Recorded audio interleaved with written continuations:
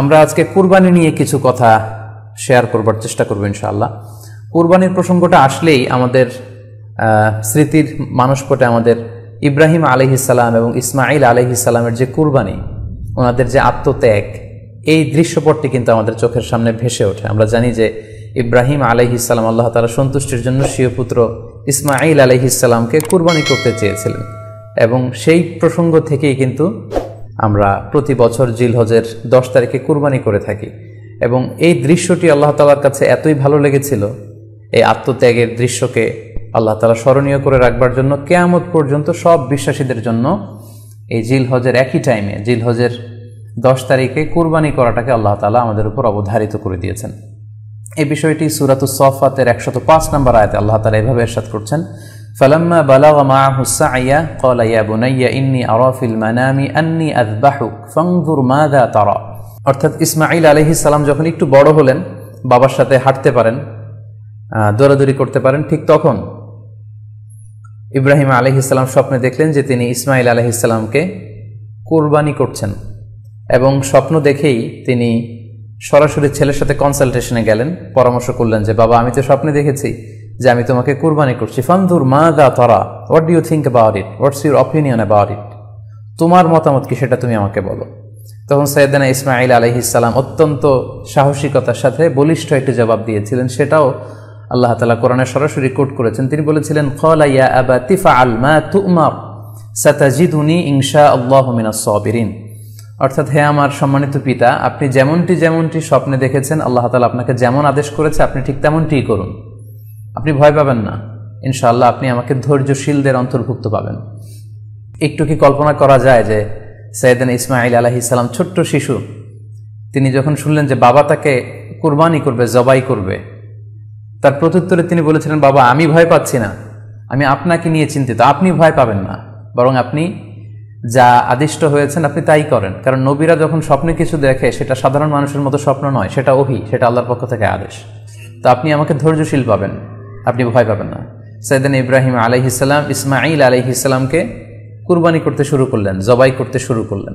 আল্লাহ তাআলার কাছে এই দৃশ্যটি এত ভালো লাগলো, আল্লাহ তাআলা সাইয়েদনা জিবরাইল আলাইহিস সালামকে দিয়ে জান্নাত থেকে একটি বকরি বা মেষ পাঠিয়ে দিলেন। সাইয়েদনা ইসমাঈল আলাইহিস সালামকে ছুরির নিচ থেকে সরিয়ে ফেলা হলো, আর সেখানে ইসমাঈল আলাইহিস সালামের পরিবর্তে একটি জান্নাত থেকে আনা বকরি বা ছাগলকে সেখানে কুরবানি করা হলো। আল্লাহ তাআলা বললেন, কদ সাদ্দাকতা রুইয়া, ইব্রাহিম, তুমি তো তোমার স্বপ্নকে সত্যায়ন করেছো, বাস্তবে রূপান্তরিত করেছো, তুমি তো এই কঠিন পরীক্ষায় সফলতার সাথে উত্তীর্ণ হয়েছ। সাইয়েদনা ইব্রাহিম আলাইহিস সালাম পরীক্ষায় উত্তীর্ণ হলেন, এবং বাপ বেটার এই দৃশ্যায়নটি আল্লাহ তাআলার কাছে এত ভালো লেগেছে, আরশের উপর থেকে আল্লাহ তাআলা এত পছন্দ করেছেন ওনাদের স্যাক্রিফাইসকে, কুরবানিকে, কিয়ামত পর্যন্ত আমরাও যাতে কুরবানি করি, আল্লাহ তাআলা আমাদের জন্য এটাকে অবধারিত করে দিয়েছেন। সম্মানিত শুধু এখানে আমাদের জন্য সবচেয়ে বড় যে শিক্ষণীয় বিষয়, সেটি হচ্ছে সাইয়েদনা ইব্রাহিম আলাইহিস সালামের ঔরসে যখন ইসমাঈল আলাইহিস সালাম আসে, তখন তাফসীর এসেছে ইব্রাহিম আলাইহিস সালামের বয়স ছিল 86 বছর। Could you imagine that? 86 বছর বয়সে যখন একটা সন্তান আল্লাহ তাআলা ওনাকে দান করলেন, আল্লাহ তাআলা বললেন যে সেই সন্তানকে তুমি জবাই করো। আমরা অনেক দম্পতির কথা জানি, তাদের সন্তান হয় না, 15 বছর, 20 বছর, 25 বছর পর অনেক সময় তাদের সন্তান হয়। সেই সন্তানটাকে তারা কত পছন্দ করে, সেই বাচ্চাটাকে তারা কত আদর করে। তো 86 বছর বয়সে আল্লাহ তাআলা ইসমাঈল আলাইহিস সালামকে দান করেছিলেন। এই আদরের সন্তানটাকে আল্লাহ তাআলা বলেন, তুমি কুরবানি করো। কারণ এই বয়স্ক অবস্থায় যখন ইব্রাহিম আলাইহিস সালাম ইসমাঈল আলাইহিস সালামকে পেয়েছিলেন, তখন তিনি হৃদয়টাকে উজাড় করে দিয়ে নিজের ছেলেটাকে ভালোবাসতে শুরু করলেন, এবং হৃদয়ের ভালোবাসার জায়গাটার মধ্যে যে সিংহাসন, সেই সিংহাসনে তিনি ইসমাঈলকে বসিয়েছিলেন। আল্লাহ তাআলা চেয়েছিলেন যে ইসমাঈলকে সেখান থেকে সরিয়ে ওই ভালোবাসার সিংহাসনের জায়গাটাতে তুমি যেন আল্লাহ তাআলাকে স্থান দাও, এবং সেই পরীক্ষাটাই তিনি বেসিক্যালি সাইয়েদনা ইব্রাহিম আলাইহিস সালামের কাছ থেকে করেছিলেন, এবং সেই পরীক্ষায় সাইয়েদনা ইব্রাহিম আলাইহিস সালাম সফলতার সাথে উত্তীর্ণ হয়েছিলেন। অর্থাৎ আল্লাহ চেয়েছিলেন যে তোমার হৃদয়ের ভালোবাসার সবচাইতে বড় জায়গাটা হচ্ছে ইসমাঈলের, তোমার পুরো হৃদয়টা জুড়ে আছে ইসমাঈল। আমি চাই তুমি আমার সন্তুষ্টির জন্য এই ইসমাঈলকে বিলিয়ে দাও, এই ইসমাঈলকে কুরবানি করে দাও। সম্মানিত শুধু এই স্টোরিটা থেকে আমাদের জন্য শিক্ষা হচ্ছে যে সাইয়েদনা ইব্রাহিম আলাইহিস সালামের হৃদয়ের সবচাইতে পছন্দনীয় বিষয়টা ছিল ইসমাঈল। তিনি ইসমাঈল আলাইহিস সালামকে, নিজের ছেলেকে বেশি পছন্দ করতেন। ইব্রাহিম আলাইহিস সালামের হৃদয়ে যেমনি ইসমাইল ছিল, আমাদের প্রত্যেকের হৃদয়ে কিন্তু এরকম এক একটা ইসমাইল আছে, কল্পিত ইসমাইল, রূপক ইসমাইল।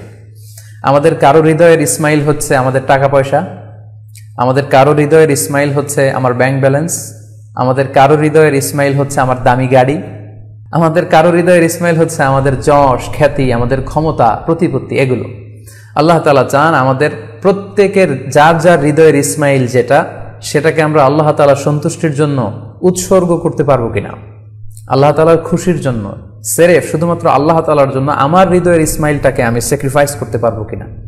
এই শিক্ষাটা দেওয়ার জন্যই বেসিক্যালি আল্লাহ তাআলা এই কুরবানিকে আমাদের জন্য প্রেসক্রাইব করেছেন।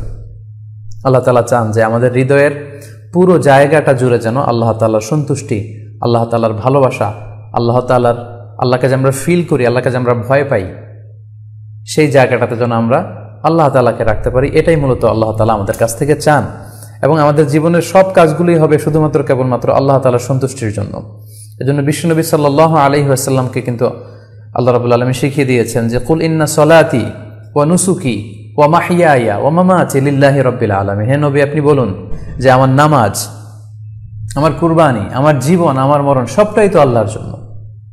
তাই আমাদের হৃদয়ে যদি আমরা আল্লাহকে স্থান দিতে পারি, আমাদের সব কিছু, সাইয়েদনা ইব্রাহিম আলাইহিস সালাম যেমনি নিজের প্রিয় পুত্র সন্তানকে কুরবানি করেছিলেন, ঠিক তেমনিভাবে আমাদের হৃদয়ের ইসমাইলটাকেও যদি আমরা আল্লাহর সন্তুষ্টির জন্য স্যাক্রিফাইস করতে পারি, কুরবানি করতে পারি, তাহলেই কিন্তু এই কুরবানির শিক্ষাটা আমাদের জন্য বাস্তবায়িত হবে বা সফল হবে।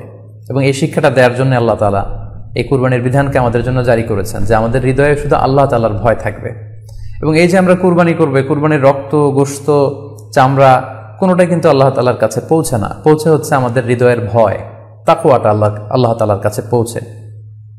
সূরাতুল হজ্জের 37 নম্বর আয়াতে আল্লাহ বলছেন, লা ইয়ানালাল্লাহা লুহুমুহা ওয়ালা দিমাউহা ওয়ালাকি ইয়ানালুহুত তাকওয়া মিনকুম। এই কুরবানির রক্ত, কুরবানির গোশত, এগুলো তো আল্লাহর কাছে পৌঁছে না, আল্লাহর কাছে পৌঁছে হচ্ছে তোমাদের তাকওয়া। আমরা কতটা ইখলাসের সাথে, কতটা আন্তরিকতার সাথে, কতটা আনুগত্যের সাথে আমাদের সম্পদ, আমাদের নিজেদেরকে আমরা আল্লাহর কাছে সোপর্দ করতে পেরেছি, আমরা কতটা আল্লাহর সমর্পিত বান্দা হতে পেরেছি, এটাই হচ্ছে এই কুরবানির শিক্ষা, যেটা সাইয়েদনা ইব্রাহিম আলাইহিস সালাম গোটা বিশ্ববাসীর জন্য নিদর্শন এই ঘটনার মধ্য দিয়ে কিন্তু আমাদের জন্য রেখে গিয়েছেন। তাই আমরা এই কুরবানির মধ্য দিয়ে এটা যেন ফিল করি যে আমাদের সবটুকু আমরা আল্লাহর জন্য বিলিয়ে দিতে প্রস্তুত আছি।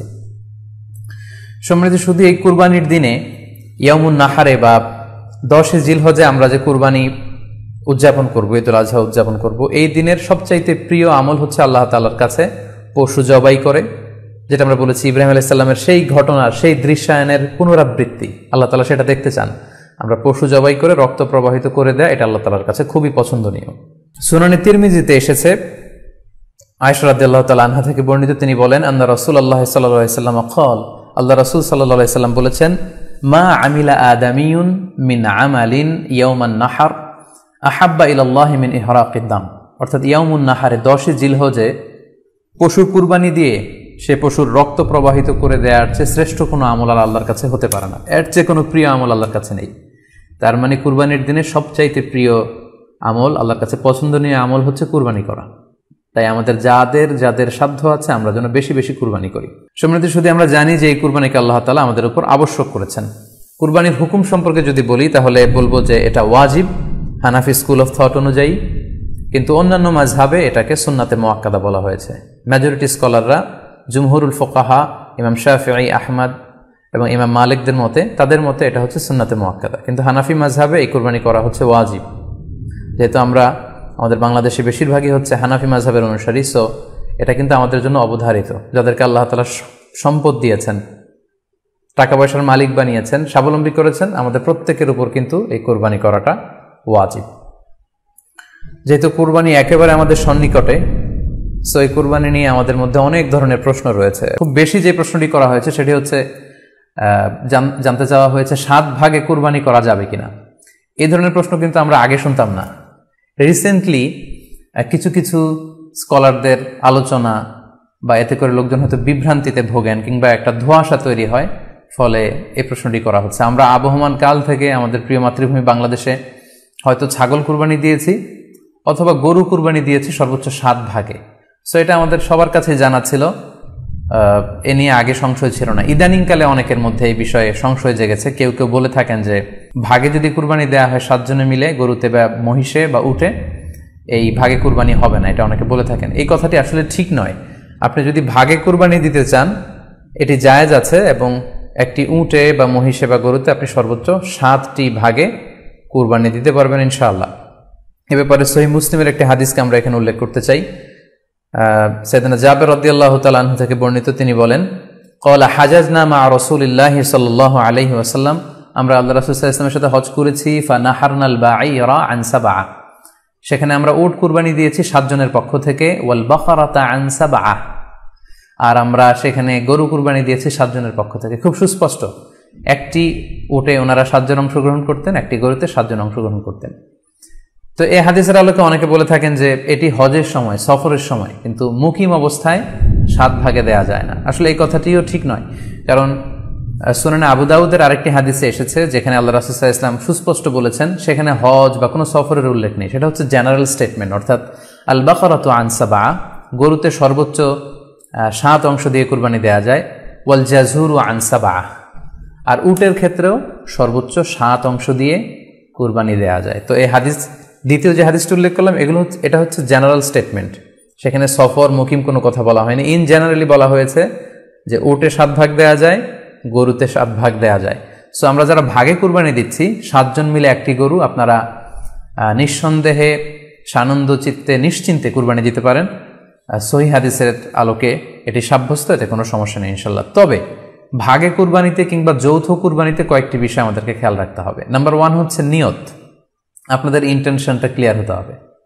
প্রত্যেকেরই যাতে একই ইন্টেনশন থাকে, সবারই যাতে ইন্টেনশন থাকে যে শুধুমাত্র আল্লাহ তাআলার সন্তুষ্টির জন্য আমরা এই কুরবানি দিচ্ছি। এখানে কয়েকজনের যদি ইন্টেনশন থাকে যে আল্লাহর সন্তুষ্টি, অন্যজনের যদি নিয়তে ঝামেলা থাকে, তাহলে কিন্তু কুরবানিটা প্রশ্নবিদ্ধ হয়ে যাচ্ছে।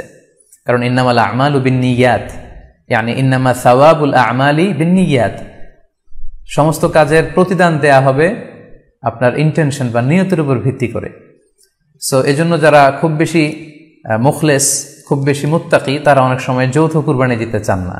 তাদের সামর্থ্য না থাকলে ছোট একটা ছাগল দিয়ে তারা একাকি কুরবানি দিতে চান। এটা safe, he want to be in the safer side. কারণ যৌথ কুরবানি দিতে দিতে যে কার মনে কি চিন্তা, কার মনে কি নিয়ত, আমরা কিন্তু কিছু জানি না। সো যদি যৌথ কুরবানি দেন, কুরবানির আগে সবাইকে এটা কনসার্ন করে দেওয়া, রিমাইন্ডার দেওয়া যে ভাই আমাদের কুরবানিটা হবে শুধুমাত্র কেবলমাত্র আল্লাহ তাআলা সন্তুষ্টির জন্য, অন্য কোনো নিয়ত যেন না থাকে, তাহলে কিন্তু আমাদের কুরবানি বরবাদ হয়ে যাবে। এটা হচ্ছে প্রথম কনসার্ন। 2 নম্বর কনসার্ন হচ্ছে হালাল উপার্জন দিয়ে কুরবানি হতে হবে। যৌথ কুরবানিতে কেউ কেউ যদি এমন থাকে যাদের উপার্জন হালাল না, সেই কুরবানি কিন্তু আল্লাহ তাআলার দরবারে কবুল হবে না। সো এটা খুব গুরুত্বপূর্ণ একটা বিষয়। আরেকটা হচ্ছে লৌকিকতা। লৌকিকতা যদি থাকে তাহলেও কুরবানি কবুল হবে না। যৌথ কুরবানিতে কারো যদি এটা থাকে যে আমার গরুটা সবচেয়ে বড়, আমাদের গরুটা এলাকার সবচেয়ে বড় গরু, এবং সবাইকে বলে বেড়াচ্ছে যে এইবারের গরুটা সবচেয়ে বড় হয়েছে, আমার চেয়ে বড় গরু কেউ দিতে পারে না এই এলাকায়। তো এই জাতীয় যদি লৌকিকতা প্রবণতা কারোর মধ্যে থাকে, তাহলেও কিন্তু তার কুরবানি কবুল হবে না। সো যৌথ কুরবানি যদি আপনারা দিতে চান, এই বিষয়গুলো আমাদেরকে খেয়াল রাখতে হবে। আরও একটি প্রশ্ন খুব বেশি আমাদের কাছে জানতে চাওয়া হয়েছে, সেটা হচ্ছে কুরবানির সাথে আকিকা দেয়া যাবে কিনা।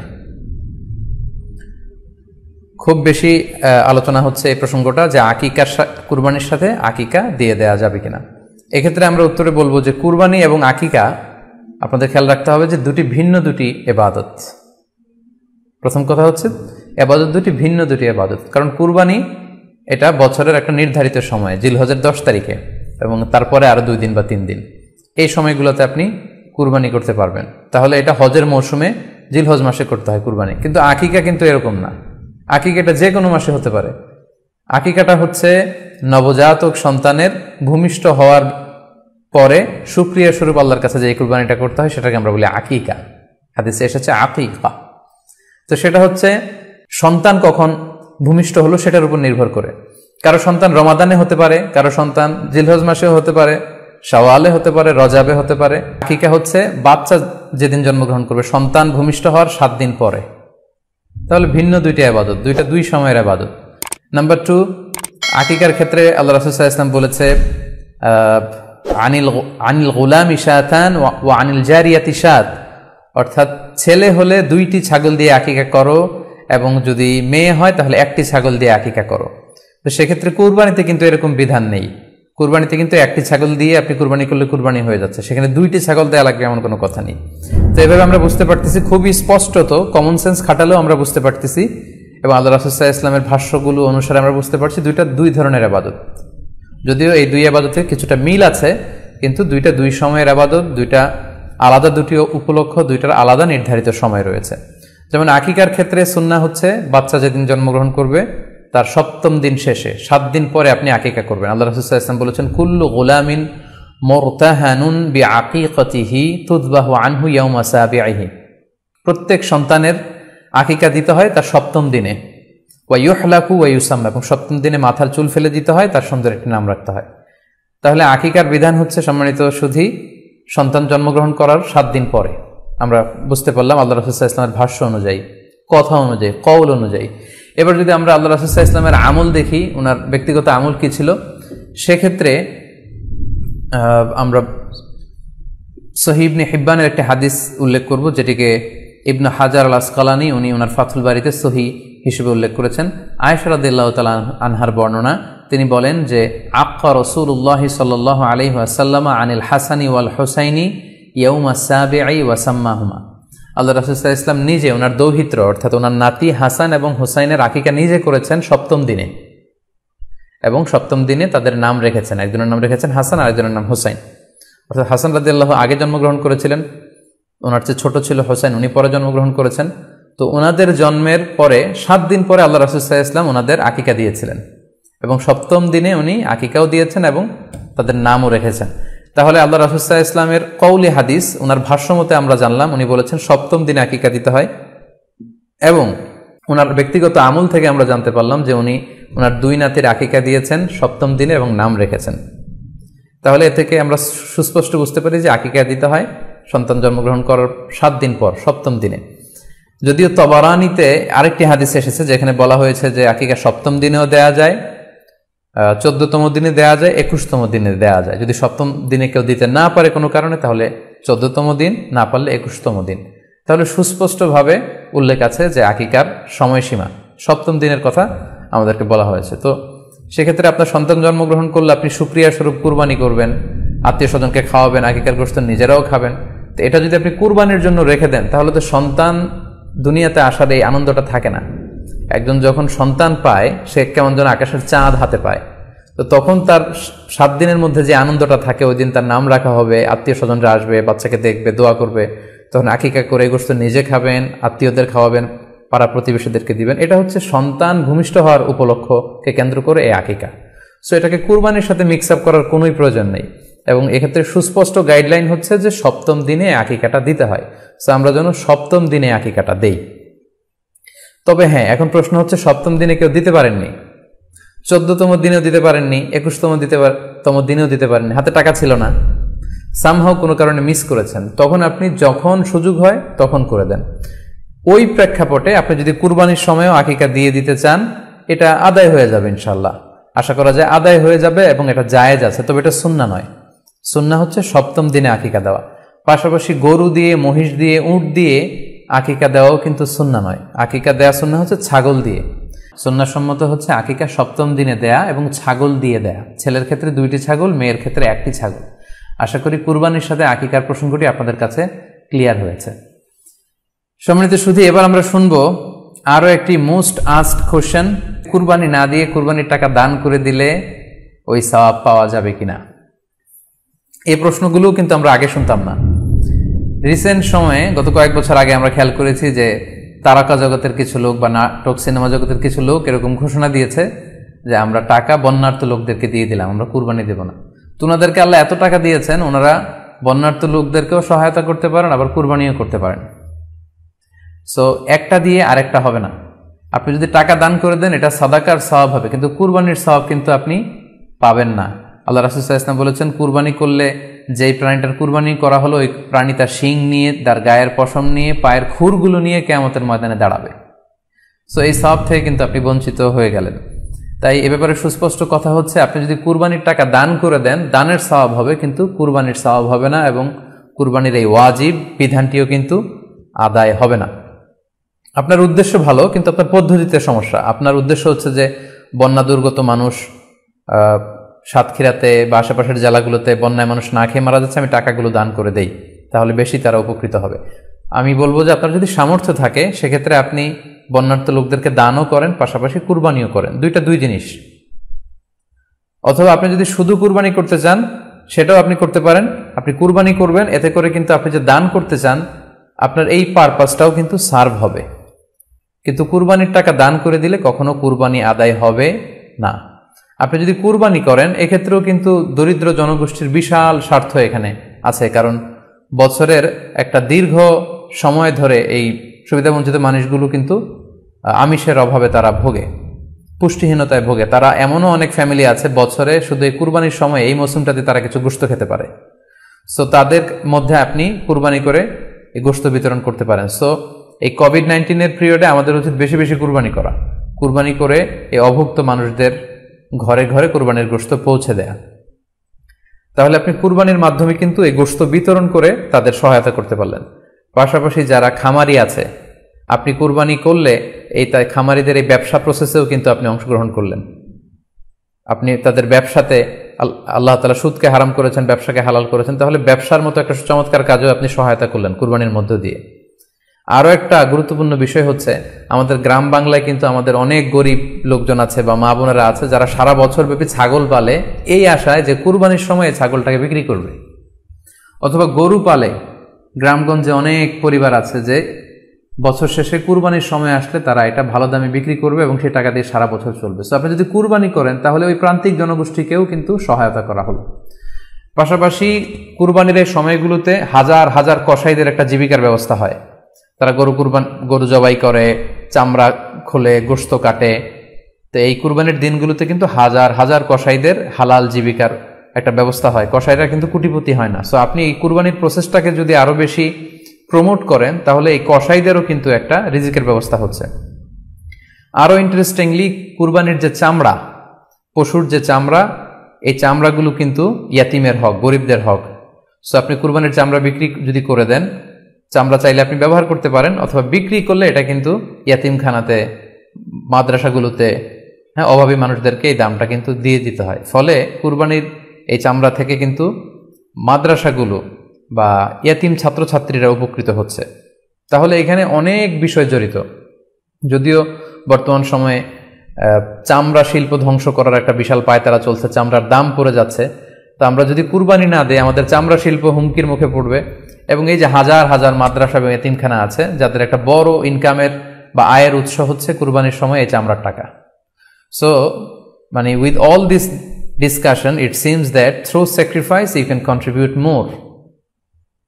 আপনি যদি কুরবানি করেন এবং এটা যদি বেশি বেশি করেন তাহলে আপনি যে চাচ্ছেন অসহায় মানুষদেরকে সহায়তা করতে, এটা আরো বেশি বেশি করা হলো, বেশি বেশি করা হলো। তাদেরকে গোশত বিতরণ করে আপনি সহায়তা করলেন, খামারিদেরকে ব্যবসার ক্ষেত্রে সহযোগিতা করলেন, গ্রামের যে নারীরা ছাগল পাললো, গরু পাললো তাদের সহায়তা করলেন, কসাইদের হালাল জীবিকার জন্য সহযোগিতা করলেন, মাদ্রাসার ইয়েতিম ছাত্রদেরকে আপনি সহায়তা করলেন। সো আমি বলবো যে কখনো এই ভুল সিদ্ধান্ত নেবেন না যে কুরবানির টাকা আমি দান করে দেব না, আপনি কুরবানি করবেন, এতে আপনার কুরবানির ওয়াজিবও আদায় হবে, গরিবদেরকে সহযোগিতাও করা হবে।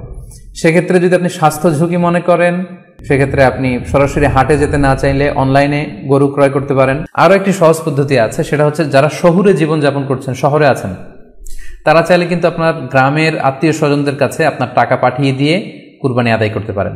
টাকা পাঠিয়ে দিলে তারা আপনার পক্ষ থেকে ছাগল বা গরু কিনে কুরবানি করে তারা গোশত খেয়ে উপকৃত হলো, আশেপাশের গরিব আত্মীয় স্বজনদের মধ্যে বিতরণ করে এই কুরবানির প্রক্রিয়াটা আদায় হলো। এটাও খুব সহজে কিন্তু করা যেতে পারে। আর কুরবানির ক্ষেত্রে প্রতিনিধিত্ব জায়েজ আছে, অন বিহাফ অফ ইউ অন্য কেউ আপনার পক্ষ থেকে কুরবানি করতে পারবে, আপনি টাকা দিয়ে দিলেই হলো। আর যারা হাটে যে নিজে দেখে শুনে গরু ছাগল কিনে এনে নিজে কুরবানি করে সব ব্যবস্থাপনা করতে পারবেন, আয়োজন করতে পারবেন, সেটা সবচাইতে ভালো। সেটা তো নূরুন আলা নূর, এটা নিয়ে কোনো কথা নেই। আশা করি কুরবানির টাকা দিয়ে দিলে কুরবানি আদায় হবে কিনা এই ব্যাপারটিও আপনারা বুঝতে পেরেছেন। এবার আমরা আসি, আরেকটি প্রশ্ন আমাদের কাছে খুব বেশি এসেছে, সেটা হচ্ছে কুরবানির পশু অনলাইনে ক্রয় করা যাবে কিনা। খুবই রেলেভেন্ট একটি কোশ্চেন, যেহেতু এখন অনেকেই হাটে যেতে চাচ্ছেন না, অনলাইনে আমরা অনেক কেনাকাটা করি, ফলে অনলাইনে কুরবানির পশুটা ক্রয় করা যাবে কিনা এটা হচ্ছে প্রশ্ন। এক্ষেত্রে উত্তর হচ্ছে জি, অন্যান্য জিনিস আপনি যেমনি অনলাইনে ক্রয় করেন সেগুলো যেমনি জায়েজ, অনুরূপভাবে অনলাইনে কুরবানির পশুও ক্রয় করা জায়েজ। বিভিন্ন ডেইরি ফার্ম আছে, অ্যাগ্রো ফার্ম আছে এবং বিভিন্ন গরু ছাগলের খামার আছে, তারা কিন্তু আমি দেখলাম যে তারা গরুর অ্যাড দিচ্ছে, গরুর ভিডিও সেখানে আপলোড করে দিচ্ছে, সেখানে তাদের ক্লায়েন্টরা সেটা দেখে তারা গরু ক্রয় করছে। যে এটা জায়েজ আছে ইনশাল্লাহ। আপনারা যদি স্বাস্থ্য ঝুঁকির কারণে গরুর হাটকে অ্যাভয়েড করতে চান, ওখানে যেতে না চান, আপনারা চাইলে অনলাইনে পশু ক্রয় করতে পারবেন। তবে সেক্ষেত্রে দুটি জিনিস আপনাকে নিশ্চিত হতে হবে, দুইটা জিনিস আপনাকে অনলাইনে পশু ক্রয় করার ক্ষেত্রে নিশ্চিত হতে হবে। প্রথম বিষয় হচ্ছে পশুটা দৈহিকভাবে ত্রুটিমুক্ত কিনা, এটা নিশ্চিত হতে হবে। অর্থাৎ পশুর বিস্তারিত অঙ্গ প্রত্যঙ্গের বর্ণনা আপনার জানা থাকা চাই।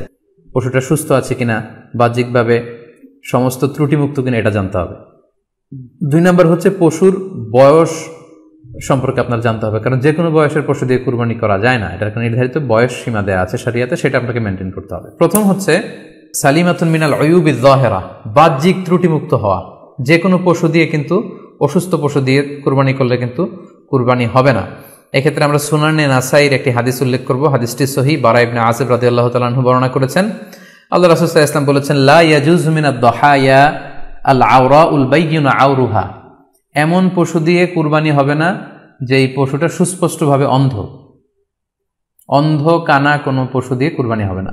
ওয়াল আরজাউল বাইয়িনু আরাজুহা, খোড়া, কুরবানি যেখানে করা হবে ওই জায়গা পর্যন্ত হেঁটে যেতে পারছে না, মাঠ থেকে বাড়িতে আনা যাচ্ছে না, এরকম খোড়া প্রাণী দিয়ে কুরবানি করা যাবে না। ওয়াল মারিদাতুল বাইয়িনু মারাদুহা, খুব বেশি অসুস্থ, খুবই দুর্বল অসুস্থ প্রাণী দিয়ে কুরবানি করা যাবে না। ওয়াল আজফা উল্লাতি লা তুনকি, এবং এমন বয়স্ক বৃদ্ধ প্রাণী যে অতি বয়সের ভারে এটা নুজ্জ হয়ে গিয়েছে এবং এর হাড্ডির ভেতরে যে মজ্জা শুকিয়ে গিয়েছে, এরকম প্রাণী দিয়েও কিন্তু কুরবানি করা যাবে না। তাহলে সুনানে নাসাইয়ের এই সহিহ হাদিসটির মধ্য দিয়ে আমরা বুঝতে পারলাম যে অন্ধ প্রাণী দিয়ে কুরবানি করা যায় না, খোড়া প্রাণী দিয়ে করা যায় না, খুবই দুর্বল প্রাণী দিয়ে এবং খুব বয়স হয়েছে এরকম প্রাণী দিয়ে কিন্তু কুরবানি করা যাবে না। তারপর আমরা সুনানে তিরমিজির আরেকটি হাদিস এখানে উল্লেখ করব। এই হাদিসটিও হাসান পর্যায়ের হাদিস।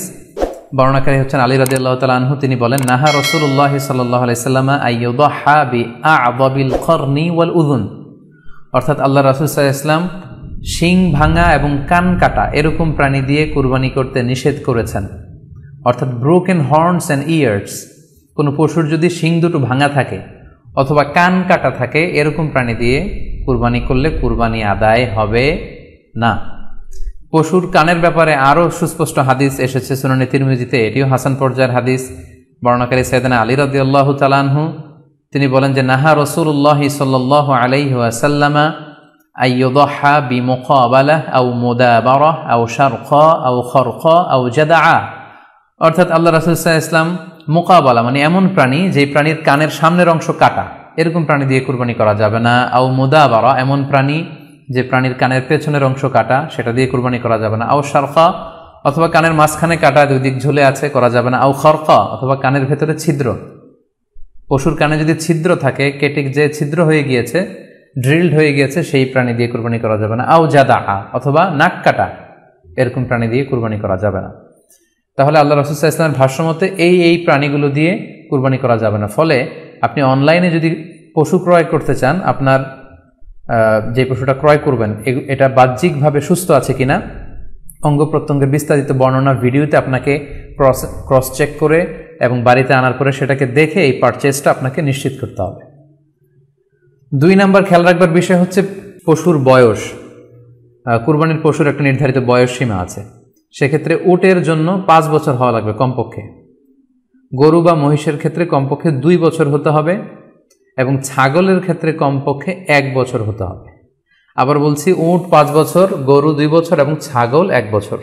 তবে মেষ বা ভেড়া, দুম্বা এগুলো যদি 6 মাসের হয়, দেখতে যদি মোটা সোটা হয়, 1 বছরের মতো মনে হয়, তাহলে সেগুলো দিয়েও কুরবানি করা যাবে। সেক্ষেত্রে পশুর যে দাঁত আছে, নিচের পাটের যে পশুর দাঁত, এই দাঁতগুলোর পাশে 2টা ধারালো দাঁত থাকে, এগুলো উঠেছে কিনা এগুলো দেখে দেখে আপনারা পশুর বয়সকে নির্ণয় করতে পারবেন। তাহলে অনলাইনে ক্রয়ের ক্ষেত্রে আমাদের উত্তর হচ্ছে যে অনলাইনে আপনি পশু ক্রয় করতে পারবেন। সেক্ষেত্রে আপনাকে 2টি বিষয় খুব খেয়াল রাখতে হবে। এক হচ্ছে পশুর অঙ্গ প্রত্যঙ্গ ঠিক আছে কিনা, বাহ্যিকভাবে সব ধরনের ত্রুটিমুক্ত কিনা। 2 নম্বর হচ্ছে পশুর বয়স। এই 2টি জিনিস যদি আপনি এনশিওর করেন, আপনি অনলাইনে পশু ক্রয় করে সেটা দিয়ে কুরবানি করলে কুরবানি হয়ে যাবে ইনশাল্লাহ, কোনো সমস্যা নেই। আরও একটি প্রশ্ন আমাদের কাছে খুব বেশি এসেছে, সেটা হচ্ছে কুরবানি কি পুরো পরিবারের পক্ষ থেকে একজন দিতে হবে নাকি সামর্থ্যবান প্রত্যেকের দিতে হবে? আই রিপিট, আমি আবার বলছি, প্রশ্নটি হচ্ছে যে অনেকে এই প্রশ্নটি করেছেন যে পুরো পরিবার থেকে একজন দিলে হয়ে যায় নাকি সামর্থ্যবান প্রত্যেকের দিতে হয়। সম্মানিত দিনী ভাই এবং বোনেরা, এটি একটি মতবিরোধপূর্ণ মাসআলা, অর্থাৎ এই মাসআলার ক্ষেত্রে স্কলারদের মধ্যে মতভেদ পাওয়া যায়। এক্ষেত্রে দুইটি মতামত। একদল স্কলার বলেছেন যে এটা পরিবারের পক্ষ থেকে একজন দিলে আদায় হয়ে যাবে, অপর মতামত হচ্ছে যে না, সামর্থ্যবান প্রত্যেকেরই দিতে হবে। আমরা দুইটি মতামত নিয়ে আলোচনা করি। প্রথম মত হচ্ছে যে এক পরিবারের পক্ষ থেকে একজনই যথেষ্ট। এই মতামতটিও দলিলের দিক থেকে বেশ শক্তিশালী। সেক্ষেত্রে আমরা মেহনাফ ইবনে সুলাইম রাদিয়াল্লাহু তাআলা আনহুর বর্ণিত একটি হাদিস সুনানে আবু দাউদে এসেছে, হাদিসটি হাসান পর্যায়ের হাদিস। তিনি বলছেন, ওয়া নাহনু উকুফুন মা রাসূলিল্লাহ বিআরাফাতিন, আমরা রাসূল সাল্লাল্লাহু আলাইহি ওয়াসাল্লামের সাথে 9 জিলহজ আরাফার ময়দানে ছিলাম। ক্বালা, তখন আল্লাহ রাসূল সাল্লাল্লাহু আলাইহি ওয়াসাল্লাম আমাদেরকে বলেছেন, ইয়া আইয়ুহান নাস, হে মানব সকল, ইন্না আলা কুল্লি আহলি বাইতিন ফি কুল্লি আমিন উদহিয়া, অর্থাৎ প্রত্যেকটি, আল্লাহ রাসূল সাল্লাল্লাহু আলাইহি ওয়াসাল্লাম বলেছেন, প্রত্যেকটি ফ্যামিলির জন্য প্রতি বছর একটি কুরবানি ওয়াজিব হয়। আমি আবার বলছি, প্রত্যেক ফ্যামিলির জন্য প্রতি বছর কুরবানি দিতে হয় কয়টি? একটি। তাহলে কুরবানি পরিবারের পক্ষ থেকে একটি দিলেই আদায় হয়ে যাবে। সুনানি তিরমিজির আরো একটি হাদিস আমরা এখানে উল্লেখ করতে পারি। এই হাদিসটিও সহিহ। সাইয়েদনা আতা ইবনে ইয়াসার রাদিয়াল্লাহু তাআলা আনহু, উনি আবু আইয়ুব আল আনসারী রাদিয়াল্লাহু তাআলা আনহুকে জিজ্ঞেস করেছিলেন যে কাইফা কানাতিল উদহিয়া ফি আহদি রাসূলিল্লাহ, হে আল্লাহর নবীর সাহাবী, আল্লাহ রাসূল সাল্লাল্লাহু আলাইহি ওয়াসাল্লামের জামানাতে কুরবানি কেমন হতো, কিভাবে তারা কুরবানি দিতেন?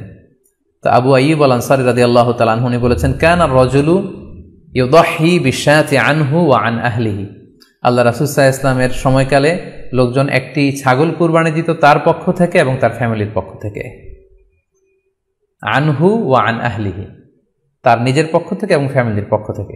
অর্থাৎ এই হাদিসগুলোর আলোকে বোঝা যায় যে পুরো পরিবারের পক্ষ থেকে একজন কুরবানি দিয়ে দিলেই আদায় হয়ে যাবে। স্বামীও চাকরি করেন, স্ত্রীও চাকরি করেন, স্বামীরও টাকা আছে, স্ত্রীর টাকা আছে, দুইজনের আলাদা করে দিতে হবে না। স্বামী যদি একটা ছাগল কুরবানি দিয়ে দেয় তাহলে স্ত্রীর পক্ষ থেকে, পুরো ফ্যামিলির পক্ষ থেকে কুরবানি আদায় হয়ে যাবে। এই হাদিসগুলোর আলোকে বোঝা গেল। দ্বিতীয় আরেকটি মত আছে, সেই মতটি হচ্ছে প্রত্যেক সামর্থ্যবানের উপর ওয়াজিব। এটি ইমাম আবু হানিফার মত এবং আমাদের বাংলাদেশে এটিরই প্রচলন হয়ে এসেছে। আমরা এই মতামতটিকেই বেশি আমরা শুনে থাকি সব জায়গায়, যে যারাই সামর্থ্যবান প্রত্যেকের আলাদাভাবে দিতে হয়। স্বামী সামর্থ্যবান হলে স্বামীর দিতে হবে, স্ত্রী সামর্থ্যবান হলে স্ত্রীকে দিতে হবে, ছেলেরা হলে ছেলের দিতে হবে। এটা প্রত্যেকের আলাদাভাবে ইন্ডিভিজুয়ালি দিতে হয়। এবং সেক্ষেত্রে ওনারা দলিল দিচ্ছেন সুনান ইবনে মাজার একটি হাদিস, হাদিসটি সহিহ, যেখানে আল্লাহ রাসূল সাল্লাল্লাহু আলাইহি ওয়াসাল্লাম বলেছেন, মান কানা লাহু সাআহ, যার সামর্থ্য আছে কিন্তু ওয়ালাম ইউদাহি, সামর্থ্য থাকার পরেও সে কুরবানি দেয় না, ফালা ইয়াকরাবান্না মুসাল্লানা, সেজন্য ঈদুল আজহার দিন আমার ঈদগাহে না আসে নামাজ পড়তে। আল্লাহ রাসূল সাল্লাল্লাহু আলাইহি ওয়াসাল্লাম হুঁশিয়ারি বাণী ঘোষণা করেছেন, ধমক দিয়েছেন যে সামর্থ্য থাকার পরেও যে কুরবানি দেয় না সেজন্য আমার ঈদগাহে না আসে। এই হাদিসের আলোকে ওনারা বলেছেন মান কানা লাহু সাআহ, যার সামর্থ্য আছে। ওনারা বলছেন যে এটা ইন জেনারেল, ব্যাপক, যারই সামর্থ্য আছে তাকেই দিতে হবে। সো এখানে বাস্তবতা হচ্ছে দুই পক্ষেরই খুব ভ্যালিড দলিল আছে। আর কোনো মাসালার ক্ষেত্রে যখন মতবিরোধ থাকে, দুই পক্ষেরই দলিল থাকে, সেক্ষেত্রে বাড়াবাড়ি করাটা অনুচিত। বরং এটা হচ্ছে ইসলামের সৌন্দর্য, এখানে প্রশস্ততা রয়েছে। সো যারা মনে করে যে ফ্যামিলির পক্ষ থেকে একজন কুরবানি দিলেই আদায় হয়ে যাবে, তাদেরও দলিল আছে, তাদেরকে সেটা করতে দেওয়া উচিত। তবে আমরা এটাকেই সাজেস্ট করি যে প্রত্যেক সামর্থ্যবানের উপর কুরবানি দেওয়া উচিত। এতে করে যিনি কুরবানি দিবেন উনি সওয়াব পেয়ে উপকৃত হলেন, আবার উনি কুরবানি দেওয়ার কারণে গোশত বিতরণ করলেন, ফলে গরিবরা উপকৃত হলো। সো সামর্থ্যবান প্রত্যেকেরই উচিত বেশি বেশি কুরবানি দেয়া। আশা করি এই মাসালাটাও আপনারা বুঝতে পেরেছেন। এ পর্যায়ে আমরা অল্প কয়েকটি রিমাইন্ডার আপনাদের সাথে শেয়ার করে আজকের আলোচনাটুকু আমরা এখানেই জবনিকা টানবো, এখানেই আমরা আলোচনাটি শেষ করবো ইনশাআল্লাহ। প্রথম যে রিমাইন্ডারটি আপনাদের সাথে আমি শেয়ার করতে চাই সেটি হচ্ছে, সম্মানিত সুধী, আমরা অনেকেই বাজার থেকে পশু আনার সময় বা কুরবানি করার সময় পশুর সাথে অনেক বেশি অমানবিক আচরণ করি। এতে করে কিন্তু আপনার কুরবানিটা, পুরো কুরবানির প্রক্রিয়াটাই প্রশ্নবিদ্ধ হয়ে যেতে পারে। তাই আজকের লাইভের মধ্য দিয়ে যারাই আপনারা যুক্ত হয়েছেন, আমি সবাইকে বলছি আমরা যাতে পশুর সাথে মানবিক আচরণ করি। কুরবানির পশুর সাথে এমন কোনো আচরণ যাতে না করি যাতে ওর কষ্ট না হয়, আমরা যেন এটা খেয়াল রাখি। বিশেষ করে জবাই করার আগে পশুকে ভালোভাবে রশি দিয়ে বেঁধে নেয়া এবং ছুরিটা যেই ছুরি দিয়ে জবাই করা হবে সেটা খুব ধারালো থাকা। আল্লাহ রাসূল সাল্লাল্লাহু আলাইহি ওয়াসাল্লাম কিন্তু এই দিক নির্দেশনা আমাদেরকে দিয়েছেন। সুবহানাল্লাহ, ইসলাম যে কতটা চেক অ্যান্ড ব্যালেন্স, কতটা ভারসাম্যপূর্ণ জীবন বিধান। আল্লাহ রাসূল সাল্লাল্লাহু আলাইহি ওয়াসাল্লাম সহিহ মুসলিমের বর্ণনায় তিনি বলছেন, ইযা যাবাহতুম ফাআহসিনু যিবহা, তোমরা যখন জবাই করবে সেখানেও তোমরা ইহসান করো। কেননা আল্লাহ তাআলা সব জায়গায় ইহসানকে অবধারিত করেছেন। আমরা জীবনে যাই করব না কেন সেটা ইহসানের সাথে করতে হবে। তো পশুটাকে কিন্তু আমি জবাই করব, স্লটার করব, আল্লাহ রাসূল সাল্লাল্লাহু আলাইহি ওয়াসাল্লাম বললেন যখন স্লটার করবে, জবাই করবে, তখনও সেটার প্রতি ইহসান করে তোমরা জবাই করো। ওয়া ইযা যাবাহতুম ফাআহসিনু যিবহা, সেক্ষেত্রেও তোমরা সফট হার্টেড হও, সেটাকে ইহসানের সাথে জবাই করো। কিভাবে ইহসানের সাথে জবাই করবে? ওয়ালিয়ুহিদ্দা আহাদুকুম শাফরাতাহু ওয়ালিয়ুরিহ যাবিহাতাহু, তোমরা তোমাদের ছুরিটা খুব বেশি করে ধারালো করে নাও, যাতে করে খুব স্মুথলি স্লটারিংটা হয়ে যায়, খুব স্মুথলি কুরবানিটা তাড়াতাড়ি হয়ে যায়, যাতে প্রাণীটার কষ্ট না হয়। আমরা প্রায়ই আমাদের বেখেয়ালে বা অবহেলাবশত কুরবানির পশু ট্রাক থেকে নামানো, হাট থেকে নিয়ে আসা, এমনভাবে আমরা কুরবানির পশুর সাথে ট্রিট করি, এতে করে কিন্তু অনেক অমানবিক আচরণ আমাদের দ্বারা প্রকাশ পেয়ে যায়। সো আমরা যদিও এটাকে জবাই করব, আমরা যেন ইহসানের সাথে জবাই করি, এই বিষয়টা যেন আমরা খেয়াল রাখি। এটা হচ্ছে প্রথম রিমাইন্ডার। দ্বিতীয় রিমাইন্ডার হচ্ছে, আমাদের দেশে প্রায় এটা ঘটে, জবাই করার পরে অনেক কসাইরা তাড়াতাড়ি এই পশুটার দেহ থেকে প্রাণ বের হয়ে যাওয়ার জন্য ছোট ছুরি দিয়ে জবাই করা প্রাণীটার গলার মধ্যে খোঁচা মারতে থাকে, গলায় বারবার খোঁচা মারতে থাকে। এটা কিন্তু ঠিক না। স্পাইনাল কর্ডে যদি আপনি জবাই করার পরে বারবার খোঁচা মারেন, তাহলে কিন্তু এই প্রাণীটার অপমৃত্যু হতে পারে, অর্থাৎ এটা স্বাভাবিক কোনো মৃত্যু নয়। স্বাভাবিক মৃত্যু হচ্ছে জবাই করে দেয়া, এবং ইসলাম এটাকে আমাদের জন্য বৈধ করেছেন। আমরা জানি যে পাশ্চাত্যে গরুর মাথায় বুলেট মারা হয়, অথবা ইলেকট্রিক্যাল শক দিয়ে ওটাকে হত্যা করা হয়, অথবা ভারী কোনো লোহার হাতুড়ি দিয়ে গরুর মাথায় আঘাত করে সেটাকে মারা হয়। কিন্তু ইসলাম এগুলোকে নিষেধ করেছে। ইসলামের বিধান হচ্ছে স্লটারিং করা, আপনি জবাই করে দিবেন। সেক্ষেত্রে আমার মনে হয় 10 থেকে 15 মিনিট যদি আমরা একটু ওয়েট করি, গরুর দেহ থেকে সবগুলো রক্ত কিন্তু বের হয়ে যাবে, ফলে এটার গোশতটা উপাদেয় হবে আমাদের জন্য। কিন্তু আমরা যদি তাড়াহুড়ো করে, বিশেষ করে অনেক কসাই ভাইরা রুহটা যাতে তাড়াতাড়ি বের হয়ে যায়, প্রাণটা যাতে তাড়াতাড়ি বের হয়ে যায়, জবাইয়ের পরে আবার ছোট ছুরি দিয়ে স্পাইনাল কর্ডে খোঁচা মারতে থাকে, এটা কিন্তু ঠিক না। এতে করে যেটা হয়, এটা স্বাভাবিক মৃত্যু হয় না, বরং অপমৃত্যু হয়ে থাকে। আমরা যখন কুরবানি করি তখন প্রাণীটার শ্বাসনালী এবং কণ্ঠনালী কেটে যায়, এবং তারপরে রক্তনালী, যেটাকে ইংরেজিতে বলে জুগুলার ভেইন, এই জুগুলার ভেইনটা যখন কেটে যায় তখন কিন্তু প্রাণীটা আর ব্যথা পায় না। গবেষণায় দেখা গিয়েছে যে যদিও আমরা দেখি যে প্রাণীটা খুব ছটফট করে, লাফালাফি করে, কিন্তু আসলে সে ব্যথা পায় না। জুগুলার ভেইন যখন কেটে ফেলে তখন ব্রেইন তাকে স্পাইনাল কর্ডের মাধ্যমে হার্টে সিগন্যাল দেয় আরো বেশি পাম্প করার জন্য, আরো বেশি রক্ত পাঠানোর জন্য। ফলে দেহের সবগুলো রক্ত গলার ওই কাটা জায়গা দিয়ে কিন্তু বের হয়ে যায়। কিন্তু ওই মুহূর্তে আপনি যখন ছোট ছুরি নিয়ে এটার স্পাইনাল কর্ডে খোঁচাখুচি করতে শুরু করেন, তখন কিন্তু এটার অপমৃত্যু ঘটে, এটার স্ট্রোক হতে পারে, এটা হার্ট অ্যাটাক করে মারা যেতে পারে। তাহলে সেটা কিন্তু স্বাভাবিকভাবে জবাইয়ের মধ্যে দিয়ে মৃত্যুবরণ করলো না, বরং হার্ট অ্যাটাক করে বা স্ট্রোক করে সেটা মারা গেল। তখন কিন্তু আপনার কুরবানিটা প্রশ্নবিদ্ধ হয়ে যেতে পারে। তো এই জন্য আমি সকলের কাছে অনুরোধ করব, আপনারা তাড়াহুড়ো না করে 10 থেকে 15 মিনিট একটু ওয়েট করেন জবাইয়ের পরে, এটাকে স্বাভাবিকভাবে, ন্যাচুরালি, প্রাকৃতিকভাবে এটা রুহটা বের হতে দিন। তা না হলে আমাদের কুরবানি কিন্তু প্রশ্নবিদ্ধ হয়ে যেতে পারে। 3 নম্বর রিমাইন্ডার হচ্ছে, আমাদের বাংলাদেশের অনেক জেলায় আমরা হিন্দু মুসলমান একসাথে থাকি। আমার কাছে নিউজ এসেছে যে অনেক জায়গায় অনেকে হিন্দুদের মন্দিরের সামনে কুরবানির গরু জবাই করে। এটা ঠিক না, কারণ আমরা জানি যে ওরা এই গরুর পূজা করে থাকে। সো আমরা এমন কিছু করব না যেটা ওদেরকে খুব বেশি কষ্ট দিবে। সো অনেকে শুনেছি যে উস্কানিমূলকভাবে তারা একটু দেখিয়ে দিতে চায় বা তাদের উপর প্রতিশোধ নিতে চায়, এরকম করে অনেক সময় হিন্দুদের বিভিন্ন গ্রামে মন্দিরের সামনে এই কুরবানির ব্যবস্থাপনা করা হয়। আমি বলবো যে আমরা এটা যাতে না করি। আমরা হিন্দুদের যে উপাসনালয় আছে, আমাদের হিন্দু ভাইদের উপাসনালয়গুলোকে স্কিপ করে এমন জায়গায় কুরবানি করব যাতে করে তাদের এই দৃশ্য দেখা না লাগে, এবং তাদের ইবাদতগাহের সামনেও যাতে আমাদের এরকম পরিস্থিতি তৈরি করতে না হয়। আমরা যাতে সাম্প্রদায়িক সম্প্রীতি আমাদের ইবাদতের মধ্য দিয়ে বজায় রাখতে পারি, এবং কোনো ধরনের উস্কানিমূলক কর্মকাণ্ডে যেন আমরা কখনোই যুক্ত না হই। 4 নাম্বার এবং সবচাইতে গুরুত্বপূর্ণ পয়েন্ট হচ্ছে, জি খেয়াল করে শুনুন, আপনাকে বলছি, 4 নম্বর পয়েন্ট হচ্ছে যে জবাইয়ের স্থান এবং বর্জ্য কুরবানির পরে এটাকে নিজ দায়িত্বে পরিচ্ছন্ন করুন। আই রিপিট, আমি আবার বলছি, যেখানে আপনি কুরবানি করলেন সেটাকে এবং এই যে বর্জ্য ময়লা এটা নিজ দায়িত্বে আপনি ক্লিন করুন। সিটি কর্পোরেশনের ভাইয়েরা সরকারি তত্ত্বাবধানে সারা বাংলাদেশের এই সব বর্জ্য আসলে পরিষ্কার করা সম্ভব না। জরিপে এসেছে যে 50 লক্ষ গরু জবাই করা হয় প্রত্যেকটা কুরবানির ঈদে। তো সেক্ষেত্রে আমাদেরকে দায়িত্বশীল হতে হবে। কুল্লুকুম রাঈন ওয়া কুল্লুকুম মাসউলুন আন রাইয়াতিহি। আল্লাহ রাসূল সাল্লাল্লাহু আলাইহি ওয়াসাল্লাম বলেছেন, তোমরা প্রত্যেকে দায়িত্বশীল আর তোমাদের প্রত্যেকের দায়িত্বের ব্যাপারে কিয়ামতের ময়দানে আল্লাহ তাআলা কিন্তু তোমাদেরকে জিজ্ঞেস করবে। তাই আমরা যেন নিজ দায়িত্বে এই কুরবানির করার স্থান এবং বর্জ্য যেন পরিষ্কার করি। ব্লিচিং পাউডার দিয়ে বেশি করে পানি মেরে আমরা যেন পরিষ্কার পরিচ্ছন্ন রাখি, কারণ আত-তুহুরু শাতরুল ঈমান, পরিষ্কার পরিচ্ছন্নতা এটা হচ্ছে ঈমানের অঙ্গ।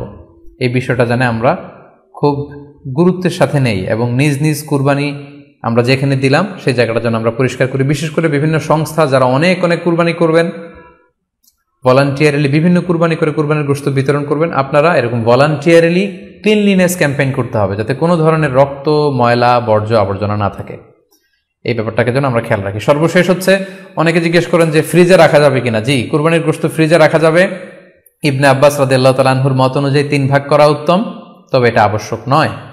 আপনি 1 ভাগ নিজে খাবেন, 1 ভাগ আত্মীয় স্বজন প্রতিবেশীদের দিবেন, আরেক ভাগ গরিব দুঃখীদের মাঝে বন্টন করে দিবেন, এটা উত্তম, কিন্তু এটা আবশ্যক নয়। পুরো গোশত যদি আপনার লেগে যায় আপনি ভোগ করতে পারেন, আর যদি আপনার কাছে অতিরিক্ত গোশত থাকে এটা আপনি আত্মীয়দের দান করুন, গরিব আত্মীয়দের আপনি উপহার দিন, গরিব মিসকিনদের, সুবিধা বঞ্চিত মানুষদেরকে আপনি এগুলো দান করুন। কারণ সূরাতুল হাজ্জের 28 নম্বর আয়াতে আল্লাহ তাআলা বলেছেন, ফাকুলু মিনহা ওয়া আত'ইমুল বাঈসাল ফাকির। তোমরা কুরবানির এই গোশত নিজেরাও খাও এবং অভাবী লোকদেরকে দাও। এবং সহিহ বুখারীতে আল্লাহ রাসূল সাল্লাল্লাহু আলাইহি ওয়াসাল্লামের একটি বর্ণনা, আল্লাহ রাসূল সাল্লাল্লাহু আলাইহি ওয়াসাল্লাম বলেছেন, কুলু ওয়া আত'ইমু ওয়াদাখিরু, অর্থাৎ কুরবানির গোশত তোমরা খাও, ওয়া আত'ইমু মানে অন্যদের খাওয়াও, ওয়াদাখিরু এবং তোমরা এটাকে প্রিজার্ভ করে রাখো বা জমা করেও রাখতে পারো। অর্থাৎ আপনি চাইলে ফ্রিজে রাখতে পারবেন, আপনি পরবর্তীতে খেতে চাচ্ছেন আপনি রাখতে পারবেন ইনশাআল্লাহ। সো উত্তম হচ্ছে 3 ভাগ করে 1 ভাগ নিজে খাওয়া, 1 ভাগ আত্মীয় স্বজনদের প্রতিবেশীদের দেয়া এবং 1 ভাগ অভাবী, সুবিধা বঞ্চিত, গরিব মিসকিনদের মাঝে বন্টন করে দেয়া। এবং অবশ্যই অবশ্যই যাদের সামর্থ্য আছে আপনারা বেশি বেশি কুরবানি করুন এবং এই কুরবানির মধ্য দিয়ে আমরা অনেক অনেক প্রান্তিক জনগোষ্ঠী, সুবিধা বঞ্চিত মানুষ, তাদের কাছে আমাদের সহায়তাগুলো পৌঁছে দিতে পারবো। সম্মানিত সুধী, আপনাদের সবাইকে আবারও শুকরিয়া জানাই, আপনাদের সবাইকে আবারও আন্তরিক শুভেচ্ছা এবং অভিনন্দন। আমরা কামনা করি যে আল্লাহ তাআলার কাছে আমরা ফরিয়াদ করি জিলহজ মাসের প্রথম 10 দিনের যে বারাকা, রাহমা, আমরা যেন নফল ইবাদত করে করে বেশি বেশি তাকবীর, তাহলিল দিয়ে এই দিনগুলো যেন মুখরিত রাখতে পারি, বেশি বেশি নফল ইবাদত করতে পারি, নফল রোজা রাখতে পারি। বিশেষ করে অবশ্যই আরাফার দিনের রোজা যাতে আমরা মিস না করি। গোটা মুসলিম উম্মার জন্য আমরা দোয়া করি যে এই ঈদুল আজহার উৎসব যাতে আমরা ভাব গাম্ভীর্যের সাথে ইবাদতের মধ্য দিয়ে, আনন্দ উৎসবের মধ্য দিয়ে পালন করতে পারি। আপনাদের সবার জন্য আমি দোয়া করছি, আমি নিজেও আপনাদের সবার কাছে দোয়া চাই। আল্লাহ তাআলা আপনাদের সবাইকে ভালো রাখুক, সুস্থ রাখুক, ঈমানের সাথে রাখুক। আপনারা শেয়ার করবেন বলে আশা করছি। সুবহানাকাল্লাহুম্মা বিহামদিকা আশহাদু আল্লা ইলাহা ইল্লা আনতা আস্তাগফিরুকা ওয়া আতুবু ইলাইক। ওয়াসসালামু আলাইকুম ওয়া রাহমাতুল্লাহি ওয়া বারাকাতুহু।